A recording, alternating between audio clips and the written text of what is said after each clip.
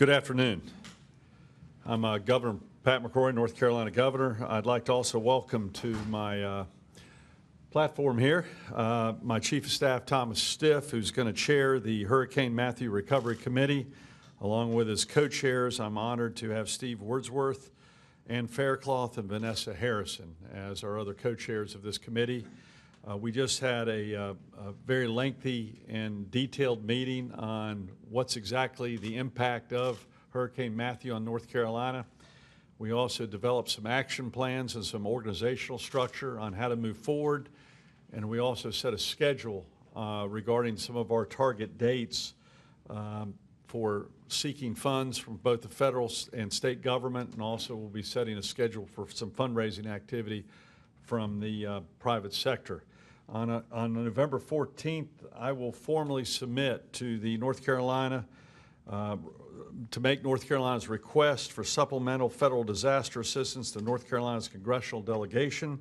That week, the Hurricane Matthew Recovery Committee will also begin to tour some of the areas impacted by Hurricane Matthew, and also engage the stockholders and the stakeholders and those impacted on how to move forward. The first tour will be of the Lumberton area of that committee. The week of December 5th, the committee will develop recommendations to address remaining unmet needs with state and private funds. And by early December, we do expect Congress to appropriate supplement disaster assistance for North Carolina. Following that appropriation, I will submit a supplemental state disaster assistance package recommendations to our General Assembly and call for a special session. We're asking for a special session most likely in early December, although if there is activity earlier by the federal government, I will move forward earlier, late November with the state legislature. But most likely I do anticipate a special session, a date for early December based upon some of the federal information we'll have weeks before. I expect to sign legislation from that special session that will fund recovery efforts, modify the school calendar laws, and make other changes to law as necessary to implement recovery as recommended by our committee.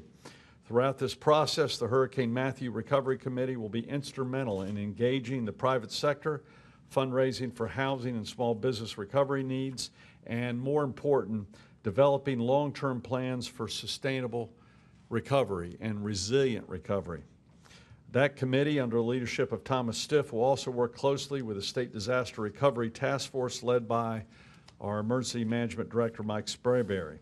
Throughout this framework and timeline, I am confident that we'll be able to recover and rebuild even stronger than what we had before in many of these areas impacted. But we do have some very difficult choices to make, when and how to rebuild, and the type of rebuilding that will occur. I am confident that we'll continue to see the best of North Carolina, and we're going to ask for all of North Carolina to assist those areas impacted. I briefly told the story of meeting Troy Johnson yesterday for the second time, and to hear his personal story on all of everything he owns is gone. And he's been living in a hurricane recovery shelter now for the past several weeks. He has moved into a hotel a day and a half ago, 20 miles from Fairbluff. He just returned back to see his apartment totally destroyed. He's got to make a personal decision on, does he move back to that apartment and rebuild, or does he leave? And these are the Troy Johnsons of the world we want to help in the future. There are a lot of Troy Johnsons that we need to help, from Goldsboro to Kinston to Rocky Mount to Greenville to Lumberton to Fayetteville. The list goes on and on and on, including small crossroad areas where we have devastation throughout North Carolina. So we have a lot of work to do, and I'd like to thank my co-chairman and Mike and Thomas for your incredible leadership. We've got a big job ahead of us. Also, I want to give the latest information that we have on the Colonial Pipeline breakage. We're still trying to get confirmation on information, and we have yet to get confirmation. It's our understanding that initially both lines were shut down. We were told by the Department of Energy that line 2 was reopened at 12:45 late last night. We have not gotten confirmation from that from Colonial at this point in time. What's important for us is that Line 2 carries airline fuel, diesel, and heat fuel. So that has a big impact on us. Line 1 was definitely shut down, and that carries about 70% of our fuel supply for North Carolina. So that is very, very important to us. We do not have a prognosis for the time that Line 1 will be fixed at this point in time. We hope to get further information during the next 24 hours on the extent of the damage and the timeline to fix it. We also hope to get more information on how much of the fuel has been replenished from the last time the Line 1 was impacted. And we don't know how much of the reserves were rebuilt, and we're getting some data on that to see what the real impact would be on North Carolina if there is substantial delay in fixing Line 1. I am preparing options that will be available for this governor to take if we do see extensive delay, and we'll be communicating those options in the near future if we get further information from Colonial or the Department of Energy, which gives us more detailed information to help us make a decision at the state level regarding government action. We went through this again last month, and we've been through this in the past. I think the last time we went through this was in 2008, if I recall, right around the same time period also. So we'll be going through that process of decision-making and looking at all the options and variable plans for the state of North Carolina. But in the meantime, we're going to wait and get more specific information on this terrible tragedy where there was a loss of life with the Colonial Pipeline explosion. So with that, I'll be glad to take any questions you might have for myself or members of my team. And again, thank you very much to each one of you for participating in this very open discussion that we had during the last several hours. Yes, sir. If you could recognize yourself, and thank you. Gary Robertson with AP. Governor, you, in the previous meeting, we heard from your budget director still saying that there's enough cash available to go through to January when the new session takes effect. Could you explain again what the necessity for having a special session, given that we seem to be okay in terms of cash flow for disaster recovery? I think the reason I want to go ahead and do a special session is so we can go and implement the plans to spend additional money.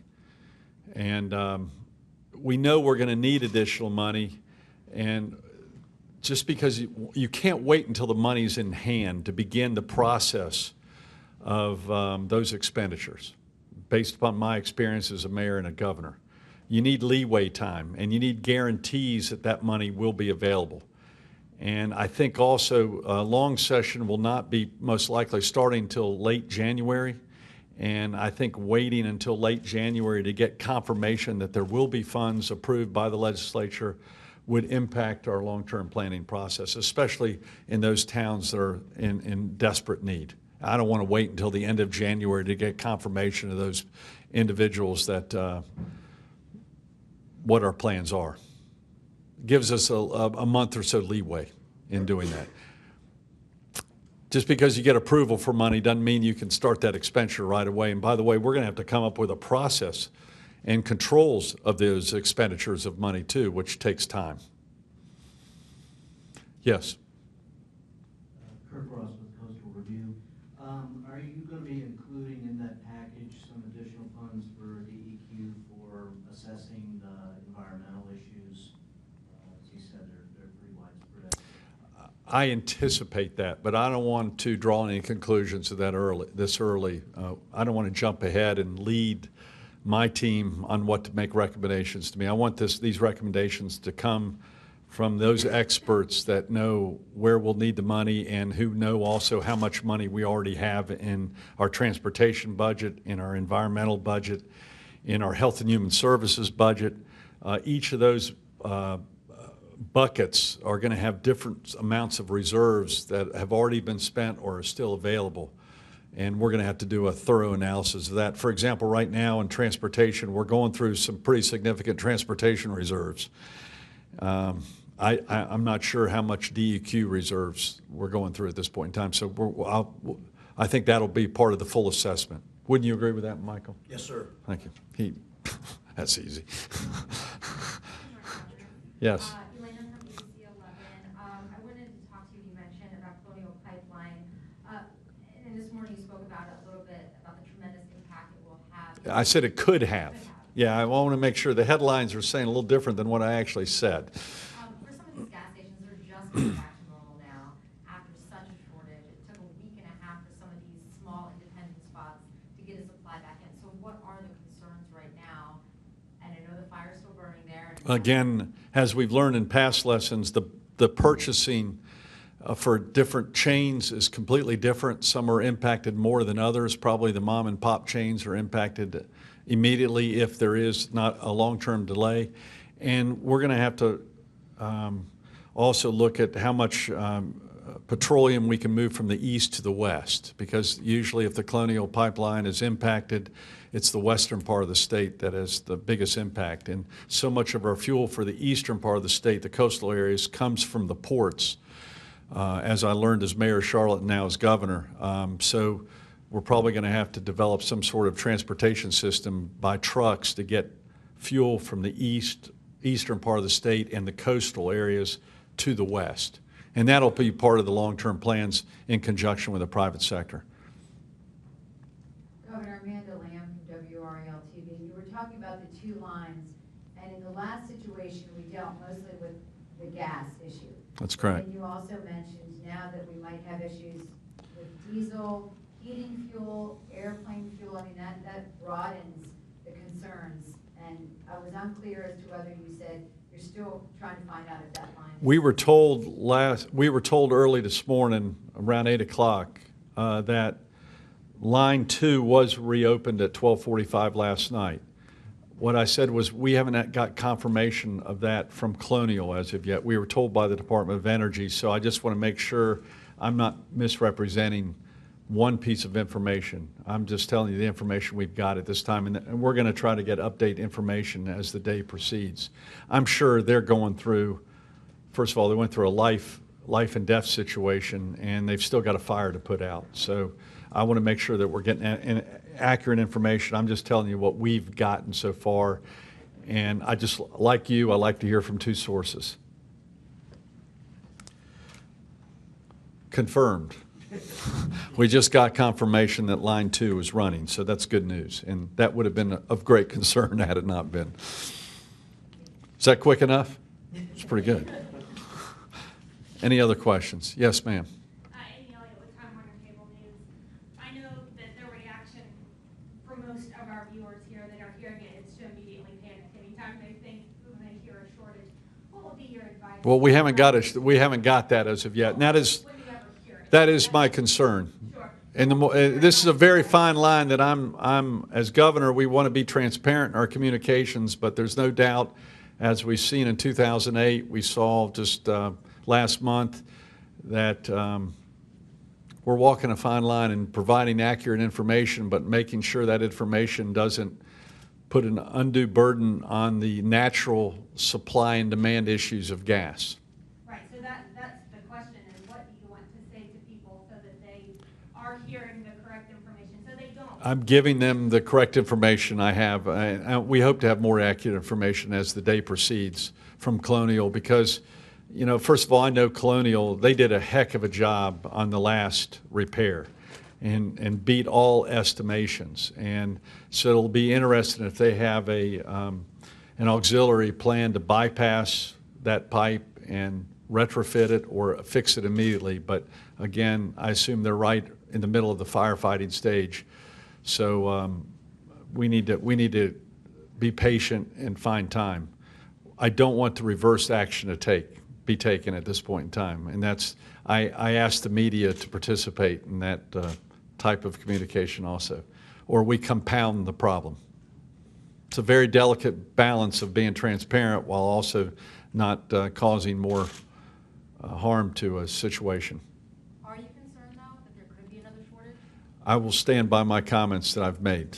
I've heard you also say that you're preparing options right now. Would that be potentially rationing? I'm going to stand with the comments I made because, as I've just said, I don't want to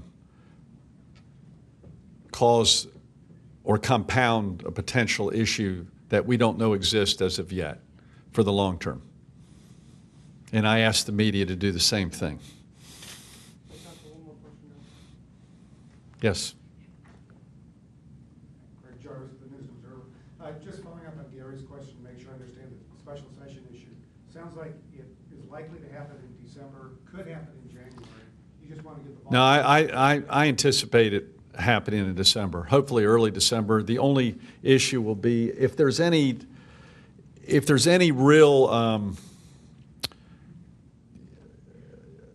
if there's any issue with the federal government that, for example, if they do not decide to move, we still might need to move with our own fund. But I anticipate good cooperation with the federal government. The question is at what date, and will there be issues at the federal level that we don't know about in a lame duck session.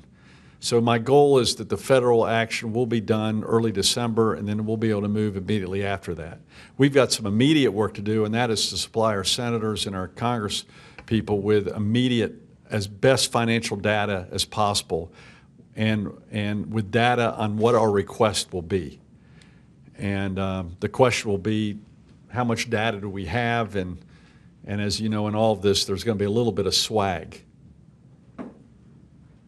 I'll let you figure out the acronym.